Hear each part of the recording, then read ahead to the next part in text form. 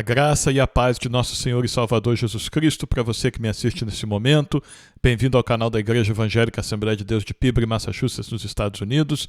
Se você não me conhece, eu sou o pastor Douglas Couto e este ano eu quero ajudar você a ler a Bíblia toda em um ano. Hoje nós estamos no livro de Juízes. Nós vamos ler 2 capítulos de Juízes hoje. Juízes capítulo 4 e capítulo 5, que relata a história de Débora e de Baraque. Débora, uma profeta de Deus, e Baraque, um homem de guerra, um general, né, que Deus levantou no meio de Israel. E então, esta é a nossa leitura de hoje. Antes de nós irmos à nossa leitura, deixa eu lembrar você de dar um like no vídeo, deixar um comentário e compartilhar este vídeo nos seus grupos de WhatsApp, nas redes sociais, para que mais pessoas possam ouvir a ler a palavra do Senhor conosco. E claro, se você ainda não se inscreveu, inscreva-se no canal, acione o sininho para você receber notificações todos os dias. Nós postamos um vídeo todos os dias aqui no canal e vamos continuar fazendo isso até o final do ano, se assim o Senhor permitir. Então, se você quiser acompanhar a nossa leitura aqui todos os dias e ler a Bíblia toda conosco neste ano de 2022, eu te convido então a se inscrever no canal, se você ainda não fez isso. Com isso, vamos então à nossa leitura. Hoje é 18 de março. Hoje é sexta-feira. Nós estamos concluindo mais uma semana de leitura da palavra do Senhor. Vamos então à nossa leitura. Débora e Baraque. Uma das áreas que as forças de Josué nunca conseguiram dominar completamente foi o vale de Jezreel, a planície de Esdraelon, na região centro-norte entre Manassés, Issacar, Zebulon e Asser. Quando as forças cananeias locais agora se unem sob o comando de Jabim e Sísera, cabe a uma mulher corajosa chamada Débora tomar a iniciativa de repelir os cananeus. Débora consegue persuadir um general cauteloso chamado Baraque a liderar as tribos do norte à vitória. Outra mulher, Jael, também compartilha da glória da vitória quando mata Sísera com bravura. Oprimidos pelos cananeus. Então nós vamos a Juízes, capítulo 4, dos versículos 1 ao 3. Estes acontecimentos aconteceram aproximadamente entre 1253 a.C. a 1224. São as datas que os estudiosos da palavra do Senhor têm, a melhor hipótese que eles têm da época desses acontecimentos. Vamos ao versículo 1, Juízes capítulo 4, versículo 1. Os filhos de Israel tornaram a fazer o que era mal aos olhos do Senhor, depois da morte de Eude. E o Senhor os entregou nas mãos de Jabim, rei de Canaã, que governava Azor. O comandante do seu exército era Sísera, que morava em Arosete-Agoim. Os filhos de Israel clamaram ao Senhor, porque Jabim tinha 900 carros de ferro e durante 20 anos oprimia duramente os filhos de Israel. Então foram mais 20 anos aqui que o povo de Israel, certas tribos, do povo de Israel, viveram sobre a opressão, sobre a escravidão deste mais um homem aqui, mais um cananeu, desta vez chamado Jabim, juntamente com seu general Sísera. Esses são os personagens aqui cananeus deste relato que nós vamos ler hoje. Jabim era o rei de certas tribos de Canaã, que o povo de Israel não tinha conseguido derrotar, e Sísera era o general do exército dele. E eles tinham carroças, eles tinham carruagens, de ferro, assim como outras tribos de cananeus tinham também, e impediram certas tribos de Israel de possuir certas terras. Nós vimos sobre isso nos últimos dias, Aqui temos outro líder, outro rei cananeu com o seu exército, com também carroças de ferro, carruagens de ferro, no caso aqui 900. Era um aporte militar muito significante para a época. Era Israel não tinha nada próximo disso. Os soldados de Israel lutavam a pé, não tinham cavalos, não tinham nada disso. Este rei tem cavalos, tem guerreiros e ele tem carruagens também de ferro. Então, é um exército formidável, um exército difícil de ser vencido. Então, ajuntou duas coisas aqui, né? Ajuntou a falta de capacidade militar de Israel com a sobra de pecados da parte dessas tribos de Israel ao redor deste rei Jabim, e Deus permitiu que este Jabim oprimisse o povo de Israel. Então, se já seria difícil para eles, se eles estivessem em obediência ao Senhor, imagine em desobediência ao Senhor, né? Então, eles estão sendo oprimidos por este rei. Então, vamos ler agora sobre Débora. Juízes capítulo 4, versículos 4 ao 10. Região montanhosa de Efraim. Débora, profetisa, esposa de Lapidote, julgava Israel naquele tempo. Eu pesquisei aqui o nome de Débora. O nome de Débora significa abelha. Débora significa abelha em hebraico.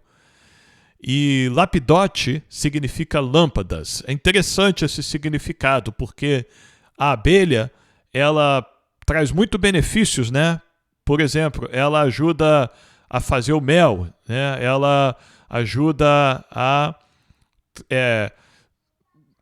levar sementes de uma árvore para outra, de uma planta para outra, né? Ela ajuda neste processo, né? E então ela tem esses benefícios para a natureza, ela tem esses benefícios para cultivadores, né, de mel, por exemplo, mas a abelha também tem o ferrão, né?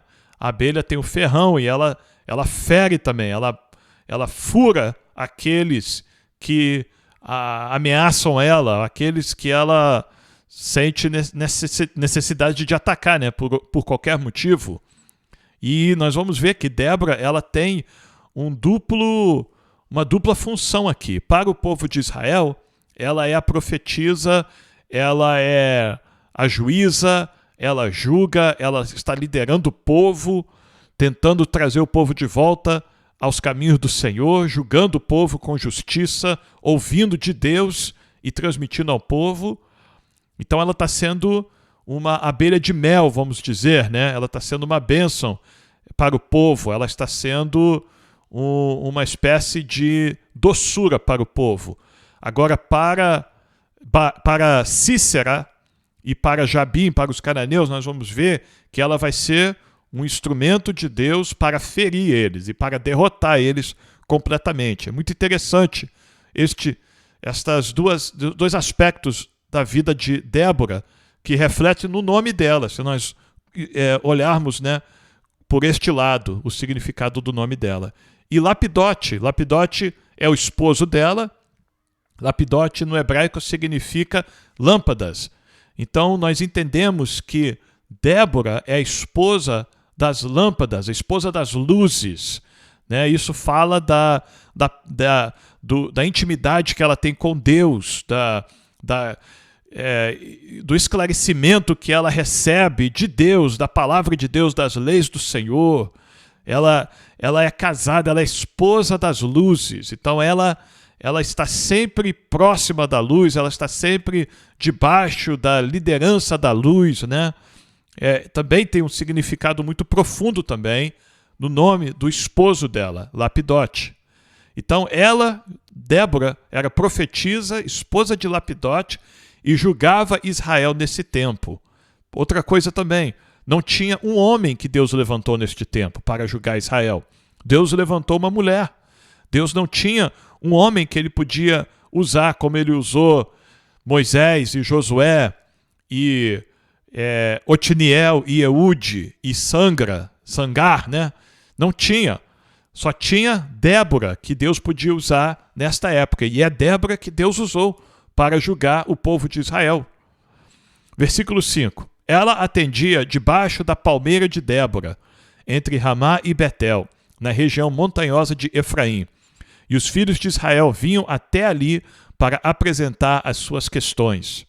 Débora mandou chamar Baraque, filho de Abinoão, de Quedes de Naftali, e lhe disse: o Senhor Deus de Israel deu a seguinte ordem: vá e reúna os seus homens no monte Tabor, escolhendo 10.000 homens dos filhos de Naftali e dos filhos de Zebulon.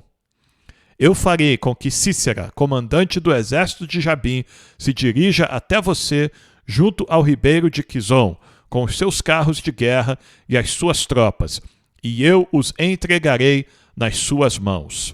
Então Débora recebeu uma palavra do Senhor, onde Deus falou com ela para chamar este homem por nome de Baraque, mandar ele preparar este exército de Israel com soldados das tribos de Naftali e de Zebulon, preparar este exército com 10.000 homens e encontrar ela neste lugar, nesta montanha aonde Deus identificou. Este seria um lugar estratégico, seria um lugar alto, da onde eles poderiam se preparar para este ataque e avançar de cima para baixo contra os seus inimigos. Isso não facilitaria as coisas para o exército de Israel. Uma vez que o exército de Sísera tinha aquelas 900 carruagens. Eles estavam muito bem preparados para uma guerra no vale, mas Deus ia batalhar pelo seu exército, pelo seu povo. Então, Deus dá essa estratégia para o povo. Débora manda este homem, Baraque, convocar os 10.000 soldados de Naftali e de Zebulon e encontrá-la na montanha. Versículo 8. Então Baraque disse a Débora: se você for comigo, irei, mas se você não for comigo, não irei.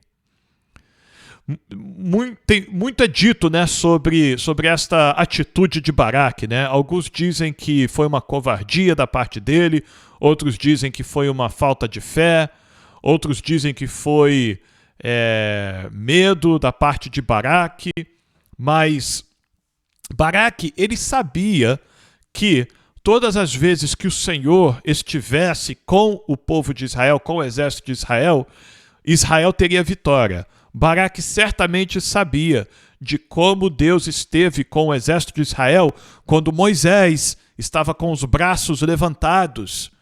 E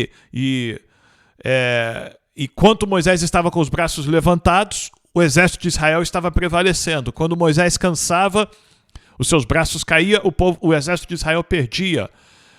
Baraque certamente sabia também que quando o exército de Israel tinha a presença da arca, por exemplo, quando Deus falou: olha, leve a arca com vocês até os muros de Jericó e dê uma volta por 6 dias, né? E 7 voltas no 7º dia, e eu vou derrubar os muros de Jericó. A arca do Senhor estava ali, a presença do Senhor estava ali. Então, e Eleazar, né, o sumo sacerdote, estava ali. Então, Baraque sabia que se Deus estivesse com eles, eles teriam vitória.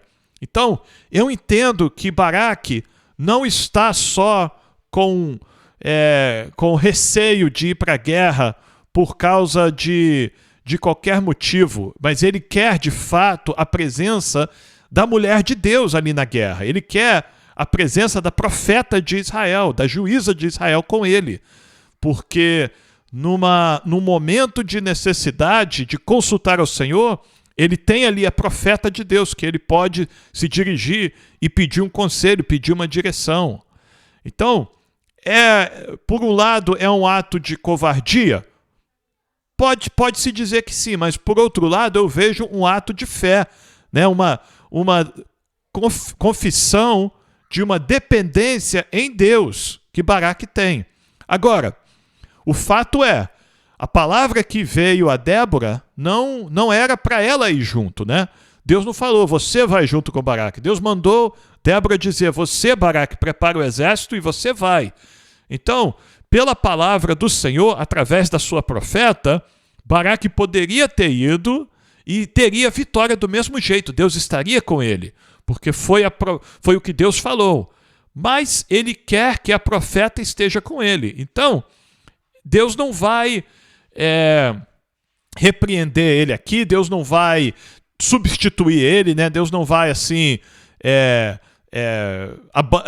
trocar, dizer assim, este líder não serve mais para mim. Não, Deus vai suprir a necessidade dele, vai permitir que Débora vá com ele, mas agora nós vamos ver, ele não vai ter a mesma honra que ele poderia ter se ele fosse sozinho. E é uma questão de honra, né, para ele, para este homem Baraque. Ele poderia ter a honra todo sozinho, ou ele poderia dividir esta honra com alguém. E no caso de dividir a honra com uma mulher, naquela época, naquela cultura, era algo significante. Não era a mesma coisa que dividir a honra com um homem. Era algo muito significante. Então, este vai ser o preço, né, que Baraque vai pagar.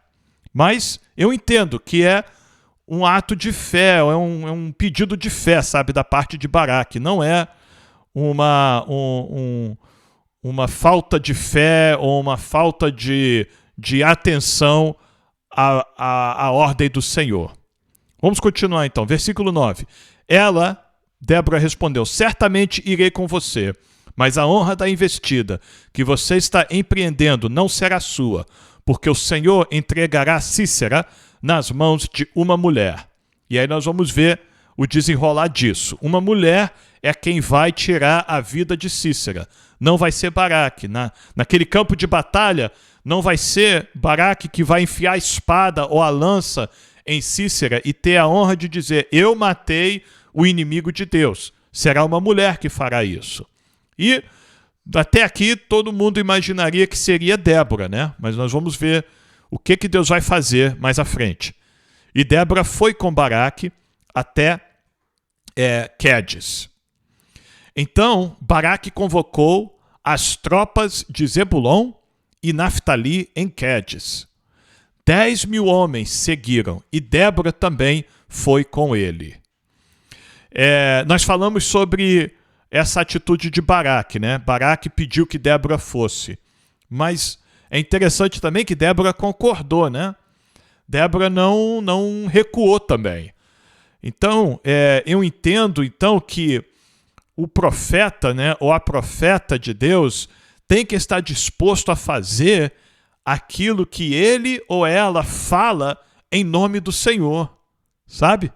O profeta ou a profetisa tem que estar disposto a fazer aquilo que ele ou ela fala em nome do Senhor. Além disso, o profeta ou a profetisa tem que estar disposto a ajudar os outros a fazerem o que o Senhor mandou. Né? Se o Senhor falar que alguém tem que fazer isso, isso, isso, você tem que fazer isso, isso e isso. Então o profeta que entregou essa mensagem tem que estar disposto a ajudar. Não pode só entregar a mensagem e virar as costas e falar, boa sorte, ó, fiz a minha parte. Não. Débora vai agarrar junto, né, que é a expressão popular, né? Débora entregou a mensagem, olha, tá vendo esse exército aí de inimigos, Baraque? Tô vendo. Tá vendo quantas carruagens de ferro eles têm? Tô vendo, são 900, pois é. Tá vendo quantos soldados preparados eles têm? Tô vendo. Tá vendo há quanto tempo eles vêm oprimindo o povo de Israel? Tô vendo, Débora, eu sei de tudo isso. Pois é, Deus vai entregar eles nas suas mãos. É mesmo, Débora? Deus vai entregar eles nas suas mãos, Baraque. Basta você confiar no Senhor. Ah, tá bom. Vem cá. Se essa palavra é do Senhor, você tem coragem de ir para o campo de batalha comigo? Porque essa é a situação aqui, né? Seria muito fácil Débora inventar uma palavra dessa, como nós vamos ver, sabe? Seguindo em frente aqui no Antigo Testamento, nós vamos ver profetas se levantarem e profetizarem bênção para o povo de Israel, que Deus não autorizou eles de profetizar. O povo de Israel está sendo julgado por Deus, está pagando pelos pecados, e aí aparece um profeta e profetiza uma bênção. E Deus não autorizou ele a profetizar aquilo. Débora poderia ter feito a mesma coisa, né? Sabe de uma coisa?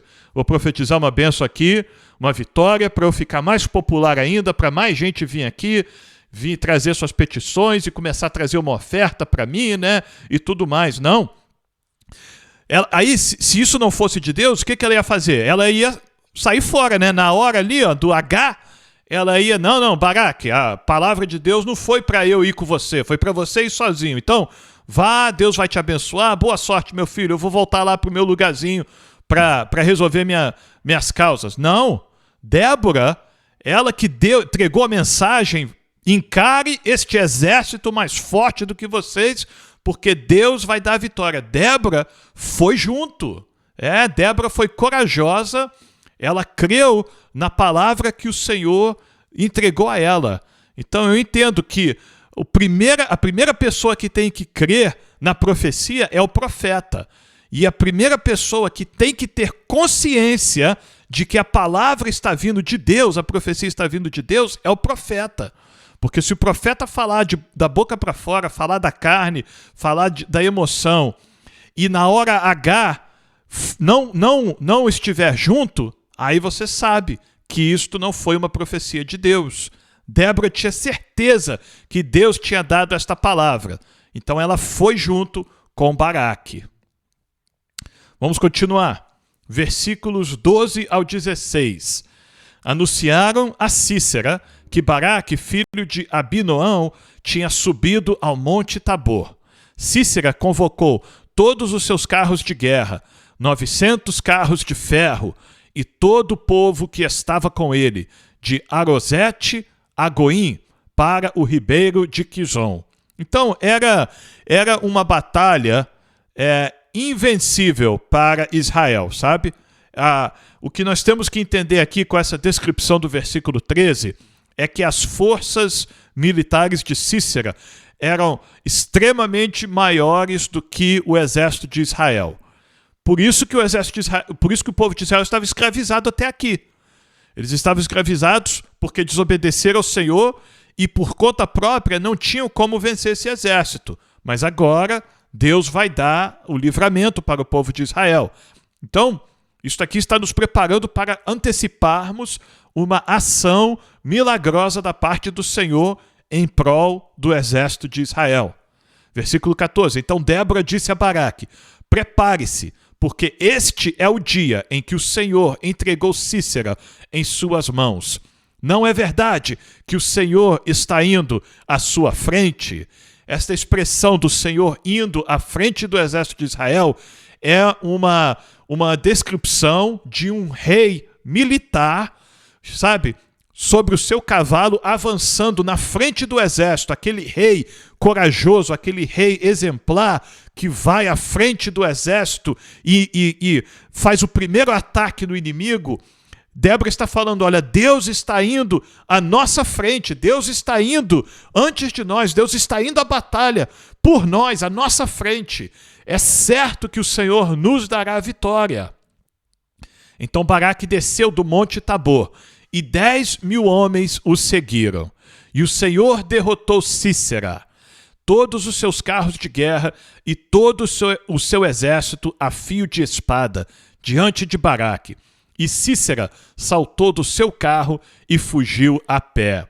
Então a palavra do Senhor aqui faz questão de mencionar quão inútil ficou aqueles carros, né, de ferro de Sísera. A vitória que Deus deu a Israel foi tão pronunciada aqui, né, foi tão grande, que até os carros de ferro de Sísera se tornaram inúteis para ele. Deus destruiu os carros de ferro, Deus deu poder ao exército de Israel, que estava a pé, né, com espadas, com lanças, de derrotar até os soldados que estavam sobre esses carros de ferro. Foi um milagre que Deus fez aqui pelo povo de Israel. E aí Sísera abandonou aquele carro de ferro que era a sua confiança, né, a sua defesa. Ele abandonou aquilo, ficou totalmente vulnerável, né? Deus expôs a vulnerabilidade desse Sísera. Deus expôs a mortalidade, a humanidade deste homem que estava com tanta arrogância contra os exércitos do Senhor. Deus expôs ele ao seu estado mais humilde, que é fugir a pé. Ele não pôde nem fugir nos seus cavalos, nos seus carros, ele teve que fugir a pé. Versículo 16. Mas Baraque perseguiu os carros e os exércitos, até Arosete Agoim. Todo o exército de Cícera caiu a fio de espada, sem escapar, nem sequer um. Então a vitória do povo de Israel aqui foi completa. Esses 10 mil homens de Israel derrotaram este enorme exército aqui, assim, sem deixar dúvida alguma. Mas Cícera deu no pé, né? Fugiu. Ele não ficou, ele não encarou Baraque e o resto do exército. Ele abandonou os seus soldados no campo, ele abandonou os seus carros de ferro e fugiu. Vamos então ao versículo 17. Depois nós vamos ao versículo 11 e depois ao versículo 18 ao 22. Capítulo 4, Juízes 4, 17. Porém Cícera fugiu a pé para a tenda de Jael, mulher de Éber, o queneu, pois havia paz entre Jabim, rei de Azor, e a casa de Éber, o queneu. Você provavelmente vai lembrar que os queneus, os quenizitas, eles são descendentes, são da família de Jetro, o sogro de Moisés. Então os queneus, eles estão vivendo no meio do povo de Israel há muito tempo, né? Eles são amigáveis ao povo de Israel, eles não têm conflito com o povo de Israel, mas eles também são amigáveis com Jabim. Eles são um tipo de Suíça, né? Se você não sabe, o país da Suíça tem acordos de paz com a maioria dos países do mundo. Eles são totalmente neutros. Na maioria das guerras que houve no mundo, a Suíça não escolheu lados. Então, os queneus são mais ou menos assim. Eles não escolhem lados, eles têm paz com todo mundo. Tem paz com Israel, tem paz com os cananeus, e eles ficam na deles ali. E este Cícera, ele fugiu e apareceu na casa de um queneu, por nome de Éber. A sua esposa, que é uma personagem importantíssima aqui neste relato, Jael, é quem recebe ele. E pelo que parece, ninguém mais está em casa, está só Jael em casa. Então, Cícera chega, né? Ora, Éber, o queneu, tinha se afastado dos queneus, dos filhos de Obabe, sogro de Moisés, e havia armado as suas tendas até o carvalho de Jaananim, que fica perto de Quedes. Jael saiu ao encontro de Cícera, a esposa do queneu, Jael. Ela saiu ao encontro de Cícera e lhe disse: entre, meu senhor, entre na minha tenda, não tenha medo. Era o costume, né, da época, você acolher uma pessoa que precisasse de ajuda. Então, certamente Cícera está vindo de batalha, está ferido, né, está naquele desespero, né, fugindo do exército de Israel. Ela percebeu isso, ela acolheu este homem. Provavelmente também ela sabia que este era o general do exército dessas tribos de Canaã, do rei Caim, do rei Jabim, perdão. Então ela conhecia este homem. Então ela recebe este homem, ela dá abrigo para este homem. Ele entrou na tenda de Jael e ela pôs sobre ele uma coberta. Pode ser para cobrir ele do frio, porque talvez ele estava sentindo frio, né? Talvez das feridas começou a desenvolver uma febre de alguma infecção que já tinha alastrado no corpo dele, ou talvez cobriu ele para esconder ele, né? Para que ninguém achasse ele dentro da tenda dela. Então Cícera disse: por favor, me dê um pouco de água, porque estou com sede. Ela abriu um odre de leite e deu-lhe de beber. Depois o cobriu novamente. Era o costume dar leite também para os seus visitantes, sabe? Era como algo a mais. Você daria água, tudo bem, mas leite você daria para um hóspede mais respeitoso ainda, mais honrável ainda. E outra coisa, leite tem a capacidade de acalmar, né? A criança, por exemplo, quando está com fome, você dá leite para a criança, acalma a criança. Leite ajuda a trazer aquela calma, né? E Cícera está nervoso, né? Está ferido, está fugindo dos inimigos. Então, ela vai tentar acalmar este homem agora. Depois, cobriu-o novamente, para esconder ele, provavelmente, né? E ele lhe disse mais: fique na porta da tenda. Se alguém vier e perguntar se há alguém aqui, responda que não. Então ele pede para ela esconder ele ali e mentir, né? Até mentir. Se aparecer alguém me procurando, não diga que eu estou aqui. Porque se tiver alguém procurando ele, não é do exército dele, né? Não são os soldados dele, porque os soldados dele morreram a fio da espada lá contra o exército de Israel. Se tiver alguém procurando ele agora, vai ser Baraque e os soldados de Israel procurando ele para matar. Então Jael, agora olha o que acontece. Então Jael, mulher de Heber, pegou uma estaca da tenda, que é um pedaço de madeira, né? E lançando mão de um martelo, foi de mansinho até perto dele e lhe cravou a estaca na têmpora, de modo que ela penetrou na terra. É uma imagem forte, mas é o que essa mulher fez. Ela enfiou uma estaca aqui, né, na têmpora dele, na fronte. Ele estava provavelmente deitado de lado, assim, na cama, no chão, sei lá, numa rede, dentro da tenda dela. E ela enfiou aquela estaca e matou ele ali, naquele momento. Ele estava exausto e dormia profundamente. E foi assim que morreu. Então foi assim que Baraque morreu. Foi assim que Jael matou ele. Então, por que Jael fez isso? A palavra do Senhor aqui não diz, mas provavelmente ela sabia das atrocidades que ele e o rei cananeu Jabim estavam fazendo contra o povo de Israel. Né? Ela sabia da opressão. Então, como ela era parente de israelitas, né? da esposa de Moisés, dos filhos de Moisés, dos netos de Moisés, ela era do mesmo povo, né? do que alguns descendentes de Moisés, do que os descendentes de Moisés. Então, ela possivelmente teve compaixão aqui do povo de Israel e achou por bem fazer isso, executar a justiça. E nós vamos ver que a palavra do Senhor não condena ela por isso. Ela não é condenada, pelo contrário, ela é louvada por essa atitude. Aí alguém pode dizer, mas Douglas, ela podia fazer isso? Isso não é um assassinato? Afinal de contas, ela não é a vingadora do sangue, ela não é uma juíza de Israel, não é um sacerdote, não é uma profeta. Por que Deus permitiu ela fazer isso? Bom, nós temos que entender que este Sísera estava guerreando contra o exército de Israel. Se Baraque, que era soldado, general do exército de Israel, encontra este homem, ele tinha a obrigação de matar ele, por dois motivos. Primeiro, porque ele era um cananeu.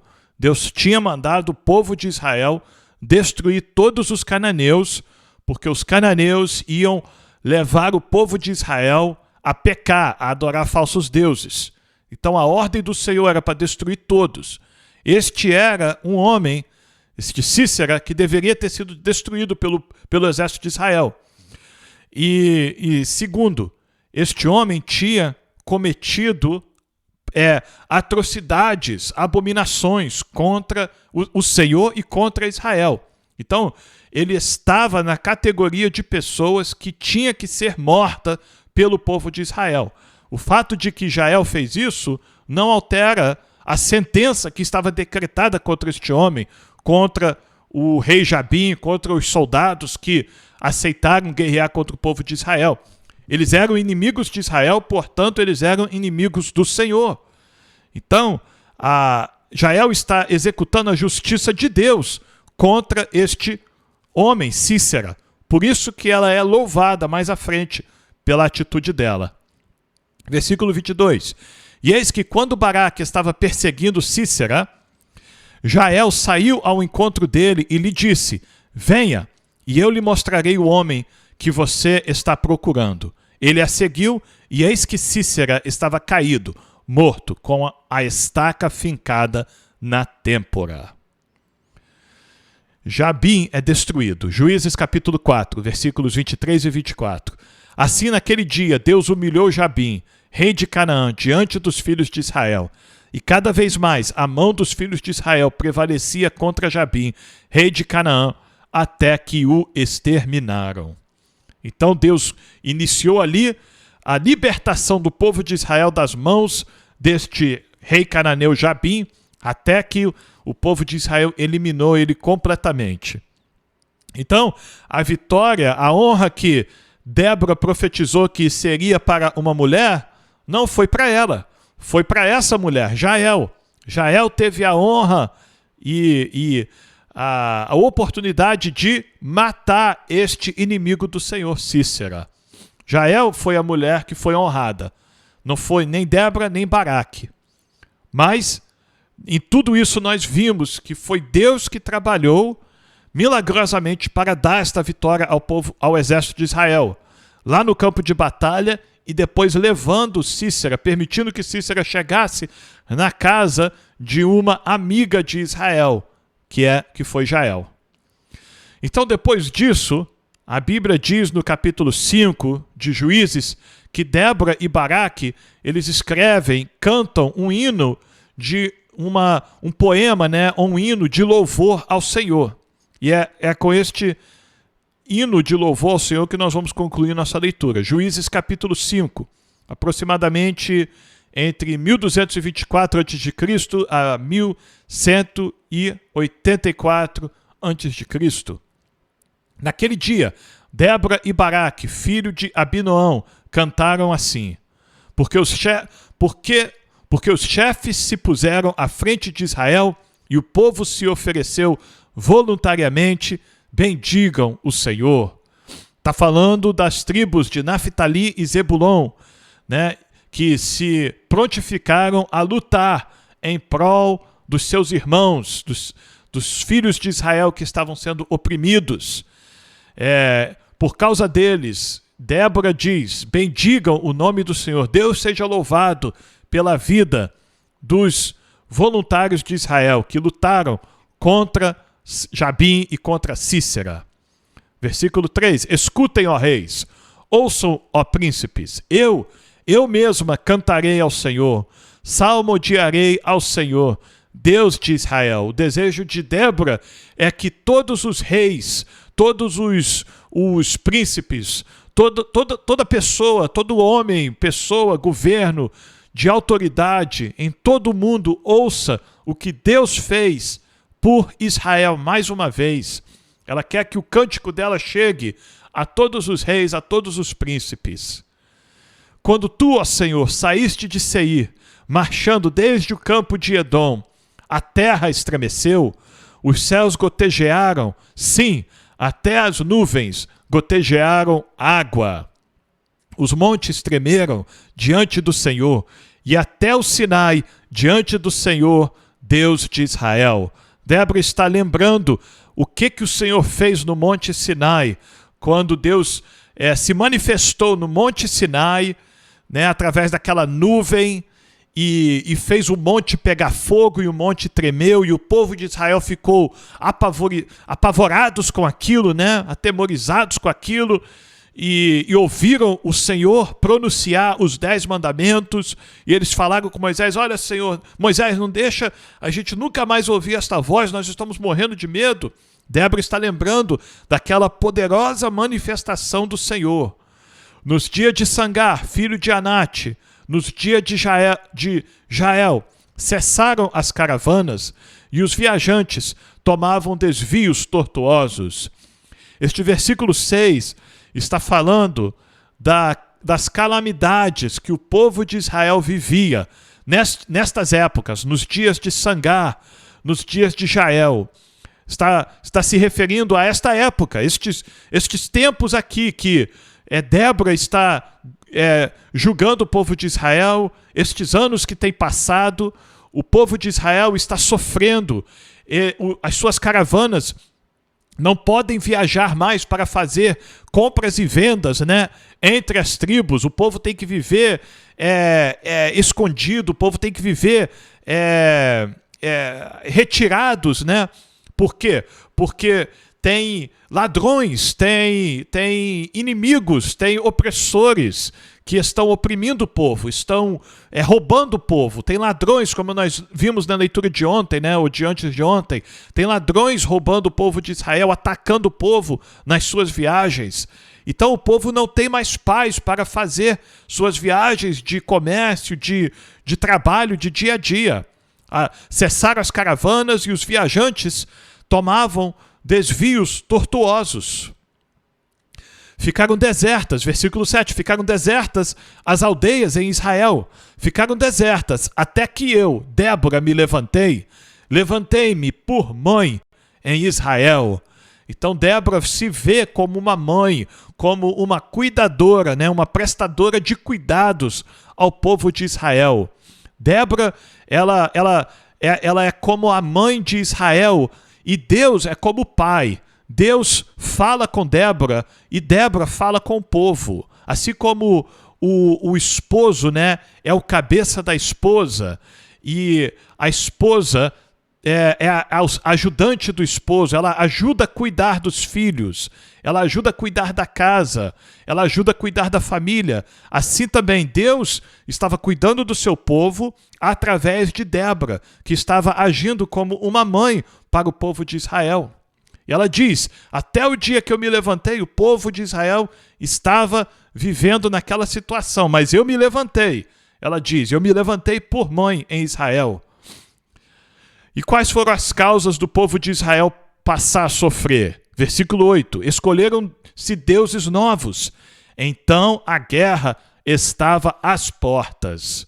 Assim que o povo escolheu adorar falsos deuses, Deus permitiu que os inimigos os atacassem.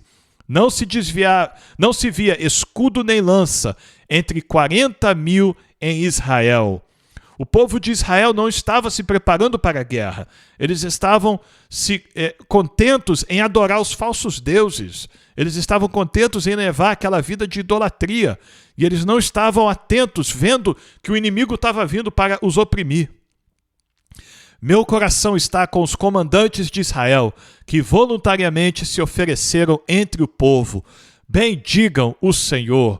Novamente, Débora louva a Deus pela vida dos soldados, dos comandantes de Israel, que se dispuseram a lutar pelo povo.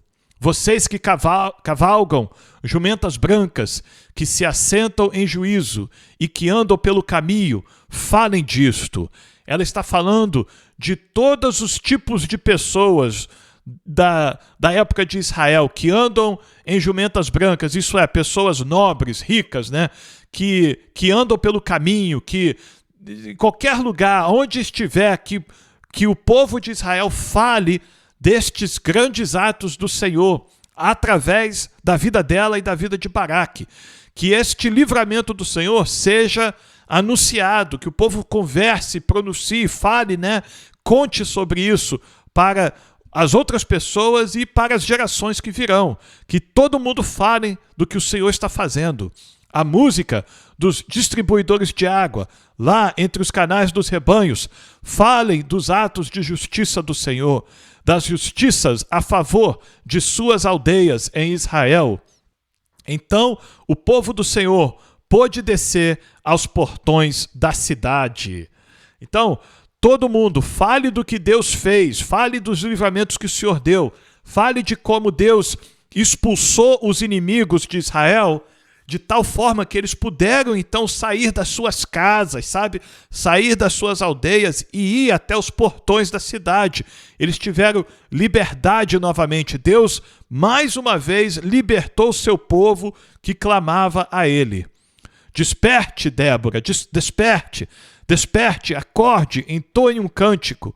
Levante-se, Baraque, filho de Abinoão, e leve presos os que o prenderam. Então desceu o restante dos nobres, o povo do Senhor, em meu auxílio, contra os poderosos. Está falando dos exércitos de Israel que foram ao ataque. De Efraim, cujas raízes estão na antiga região de Amaleque, desceram guerreiros. Depois de você, ó Débora, seguiu Benjamim com seus povos.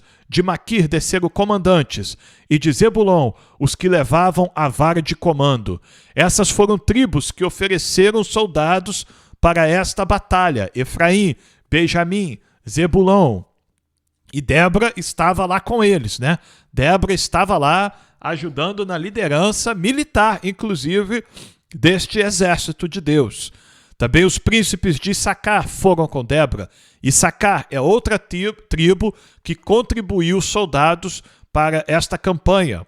Issacar seguiu Baraque, em cujas pegadas foi enviado para o vale. Entre as facções de Ruben, houve grande discussão. É um versículo aqui interessante, aqui no final, uma parte do versículo 15 interessante, mas o que os estudiosos da palavra do Senhor explicam é que a tribo de Ruben, que estava ao leste do Rio Jordão, lembrando, né, que este conflito com este Sísera e Jabim estava acontecendo ao oeste do Jordão, ao norte de Israel. Ruben é uma tribo ao sul de Israel, leste do Jordão. É uma tribo um pouco distante, talvez a mais distante de todas deste confronto. Esta tribo de Ruben, diz a palavra do Senhor aqui, que teve discussão, grande discussão entre eles. Então, os teólogos e os estudiosos, intérpretes da Bíblia explicam que isso aqui significa que no meio da tribo de Ruben havia aqueles que queriam se unir com os seus outros irmãos ao norte, né, de Israel para esta batalha, e houve outros que não quiseram. Então, teve uma grande discussão ali, teve muitos debates, né, e eles consideraram isso cuidadosamente. No final, eles não participaram desta campanha. A tribo de Ruben não participou, mas eles consideraram isso cuidadosamente, eles discutiram isso muito entre si. Mas talvez por causa de opressão que eles mesmos estavam sofrendo dos moabitas, né? Você vai lembrar que os moabitas estavam logo na fronteira ali de Ruben. Então, o povo que oprimia os rubenitas, quando eles se desviaram do Senhor, era justamente os moabitas. Então, por algum motivo, Ruben não participou desta batalha. Versículo 16. Por que vocês ficaram entre os currais para ouvir a flauta? Os currais é o lugar de calma, né? É o lugar de cuidar de animais, não é um lugar de guerra. Então Débora está falando, por que vocês ficaram aí cuidando dos seus animais, ouvindo flautas, né? Ouvindo música? Quer dizer, vocês estavam em paz neste momento. Vocês poderiam ter vindo. Então ela repete, entre as facções de Ruben houve grande discussão. Então fica assim aberto. Tem uma impressão aqui, nós temos uma impressão aqui da palavra do Senhor que Ruben poderia sim ter participado, poderia ter enviado alguns homens para participar. Eles estavam possivelmente num momento de paz, mas eles não enviaram. Então, a palavra do Senhor aqui chama atenção a isso, o fato de que Ruben não ajudou seus irmãos nesta batalha. Gileade ficou do outro lado do Jordão, e Dan, por que se deteve a seus navios? Gileade provavelmente se referia a Gade e a meia tribo de Manassés, que são as outras duas tribos que ficavam ao leste do Jordão, né, juntamente com Ruben. Então, quando a gente vê Gileade e Ruben mencionado, quer dizer que todo mundo, todas as tribos que ficaram ao leste do Jordão, deixaram de participar, eles não ajudaram os seus irmãos nesta batalha. Dan é outra tribo que não ajudou. Dan, aqui a palavra do Senhor diz que ficou junto aos seus navios. Então Débora está questionando eles também. Por que vocês fizeram isso? Por que vocês não vieram ajudar? Assé ficou junto à costa do mar e repousou nas suas baías. Assé, outra tribo que estava em paz, pelo que parece aqui, e ficou no seu repouso, não veio ajudar os seus irmãos. Zebulon é o povo que arriscou a sua vida, bem como Naftali, nas alturas do campo. Então, Zebulon e Naftali são louvados pela coragem dos homens destas tribos. Vieram reis e lutaram. Os reis de Canaã lutaram em Taanaque, junto às águas de Megido, mas não levaram nenhum despojo de prata. Esta é outra forma de dizer que os cananeus perderam, né? Eles não levaram despojo algum, muito menos despojo de prata. Eles perderam esta batalha contra o exército de Israel. Lá do céu, as estrelas lutaram, fazendo referência à intervenção divina do Senhor, né? Deus trabalhou. Desde os lugares dos seus cursos, lutaram contra Cícera. Quer dizer, Deus, os exércitos do Senhor, os anjos do Senhor, lutaram ali em prol do povo de Israel.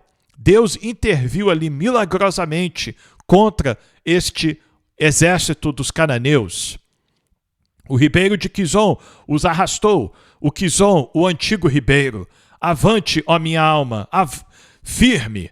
Alguns dizem que se você considerar aquela menção de chuvas, alguns versículos atrás, e esta menção aqui do ribeiro de Quizon, né, é arrastado os exércitos de Cícera,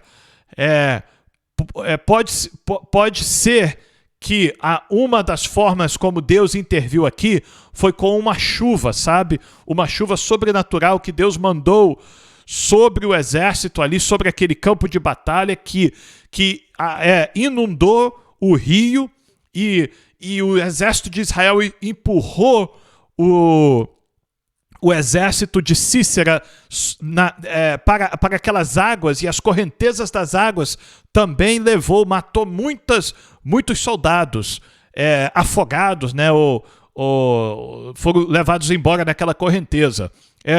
É uma das interpretações, uma das suposições que alguns estudiosos da palavra do Senhor fazem quanto a essa intervenção divina da parte do Senhor.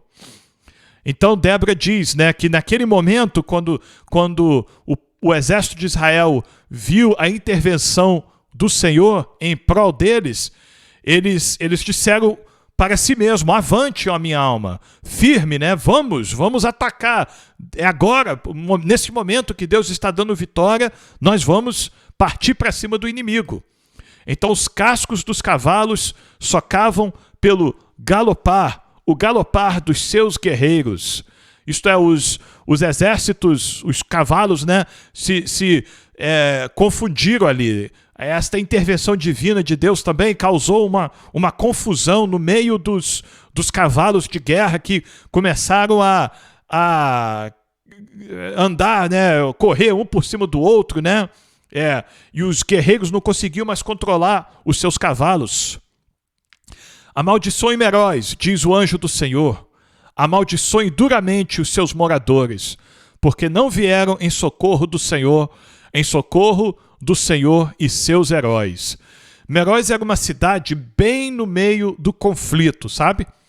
A expectativa era que os homens, uma cidade de israelitas, o povo de Israel habitava nessa cidade chamada Meróis, e a expectativa era que os homens de Israel que viviam nessa cidade chamada Meróis, eles seriam os primeiros, né, a ir a esta batalha, porque eles eram os principais que estavam sendo oprimidos. Mas eles, por algum motivo, não participaram desta batalha. Então, este cântico de Débora declara uma maldição contra estes moradores de Meróis. Versículo 24. Que a mais bendita entre as mulheres seja Jael, mulher de Eber, o queneu, que seja a mais bendita entre as mulheres que vivem em tendas. Cícera pediu água e ela lhe deu leite. Em taça de príncipes lhe ofereceu nata. Ela estendeu uma das mãos e apanhou a estaca, e com a mão direita pegou o martelo dos trabalhadores. Golpeou Cícera, rachou-lhe a cabeça, furou e atravessou-lhe as têmporas. Então Jael está sendo louvada aqui na palavra do Senhor pela atitude dela. Aos pés dela ele se encurvou, caiu e ficou estirado. A seus pés se encurvou e caiu.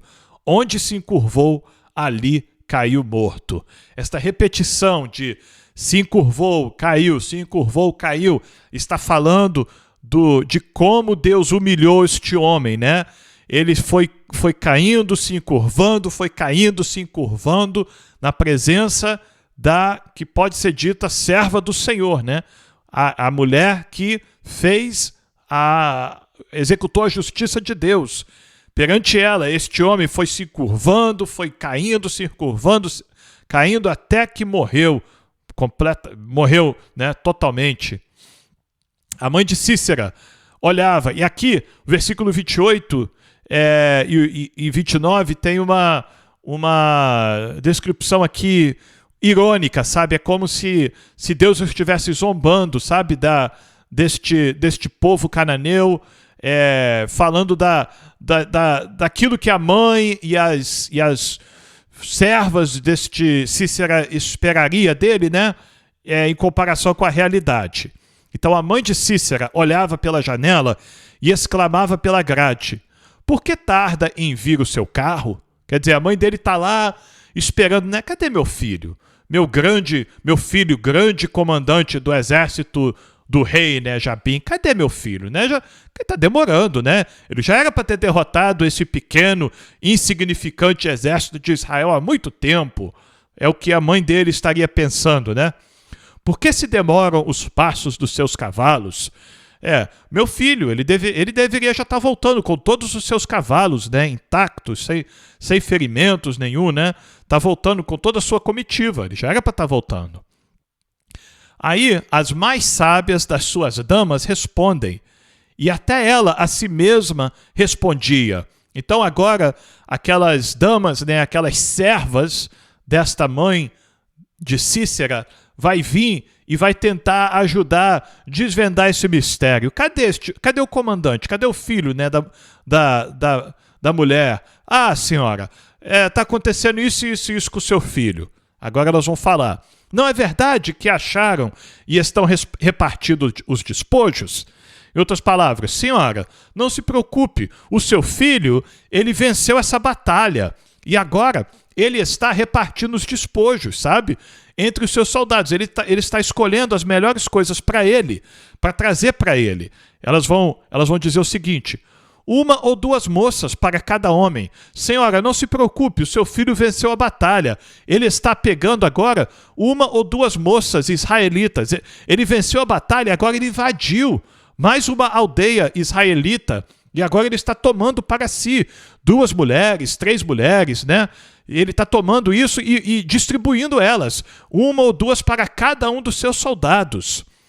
Além disso, senhora, ele está pegando tecidos de várias cores para Cícera. Ele está pegando tecidos.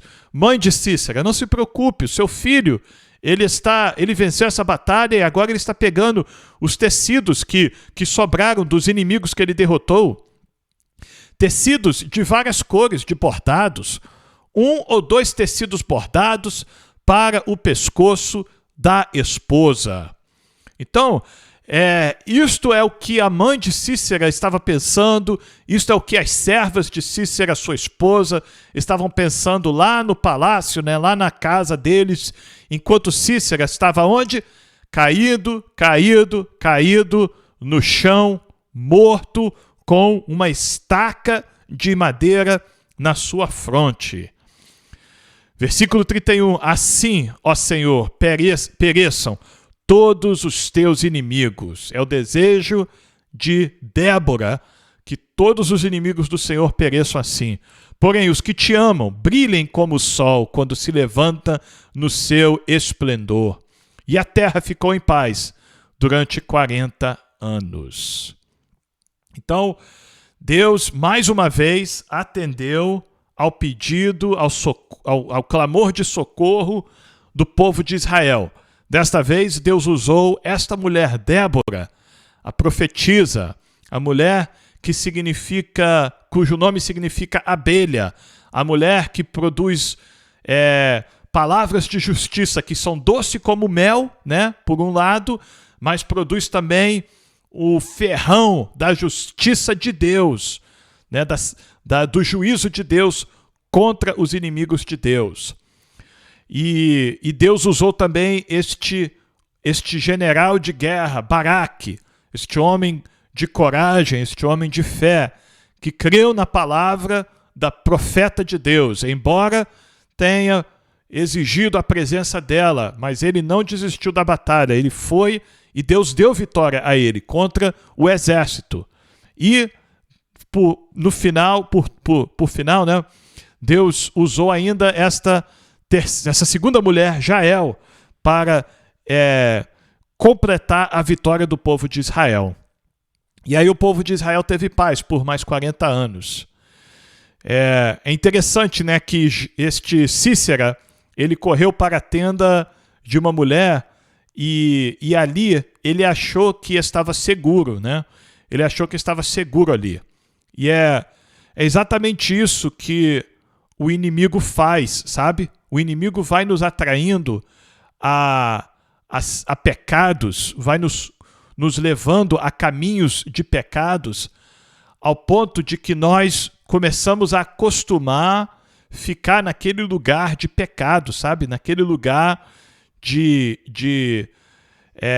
desobediência ao Senhor. Aquele lugar se torna um lugar aconchegante. O inimigo, ele disfarça, né? Ele esconde, ele faz com que nós achemos que estamos num lugar confortável. E as coisas que o inimigo dá parecem agradáveis, né? Um leite que parece agradável, uma coberta que parece nos esconder, né? O inimigo faz com que nós achemos que conseguimos esconder-nos de Deus. Mas nós vemos que Sísera estava confiando no inimigo. Jael era sua inimiga, no final de tudo, Jael era sua inimiga. E Jael matou-lhe justamente com pedaço de madeira que ela usava para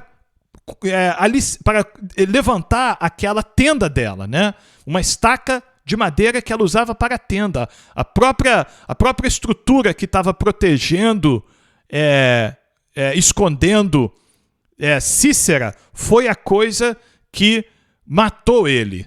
Então, o pecado, às vezes, que nós estamos escondendo, pode ser a coisa que acaba nos matando.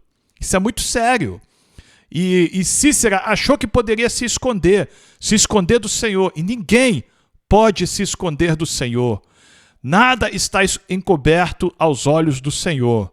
E Sísera foi derrotado, né? E sofreu a sentença máxima ali no lugar onde ele achou que estava se escondendo. Então, o que nós temos que fazer? Nós temos que expor tudo ao Senhor. Nós temos que confessar tudo ao Senhor Deus e pedir misericórdia ao Senhor em todos os momentos. E aí, Deus terá misericórdia de nós.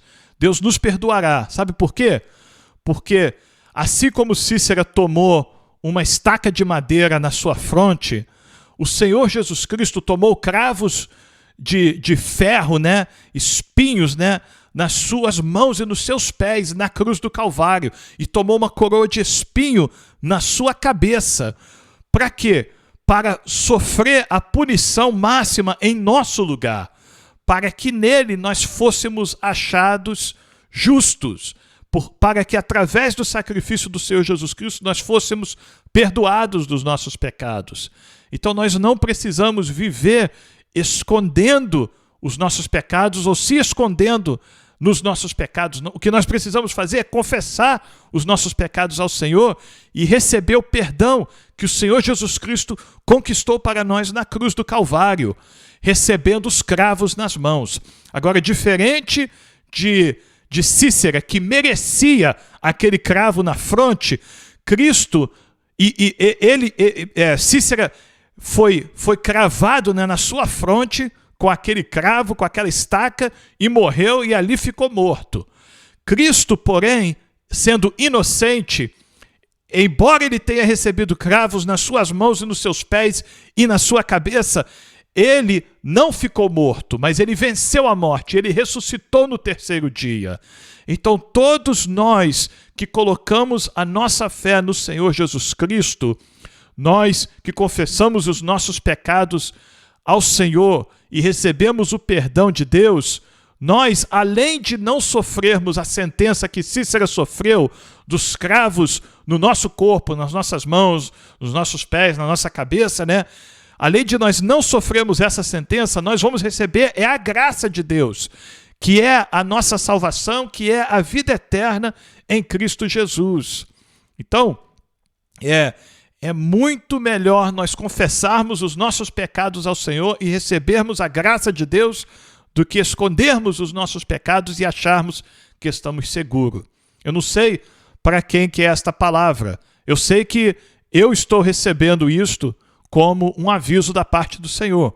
Então, que o Espírito Santo fale melhor ao seu coração, amém? E que nós possamos meditar nesta palavra hoje e que o Espírito Santo possa continuar falando aos nossos corações, a cada um de nós. Amanhã nós estaremos de volta aqui para continuarmos lendo e meditando na palavra do Senhor, tá bom? Se assim Deus permitir. Então, eu quero te lembrar mais uma vez, não esqueça de dar um like no vídeo, deixar um comentário e compartilhar este vídeo nos seus grupos de WhatsApp, nas redes sociais, para que mais pessoas possam vir a ler a palavra do Senhor conosco e ler a Bíblia toda em um ano, tá bom? E não esqueça, se você não se inscreveu no canal ainda, inscreva-se no canal. Nós chegamos aos 110 inscritos. Então, eu louvo a Deus pela vida de cada um de vocês que se inscreveram no canal. Será que a gente consegue chegar a 120 inscritos? Olha, se você compartilhar, se você divulgar, eu acredito que Deus vai fazer isso, amém? Então, conto com a sua ajuda. Mais uma vez, muito obrigado pela sua presença aqui e amanhã nós estaremos de volta para continuarmos a ler a maravilhosa palavra do Senhor. Que Deus te abençoe e até amanhã.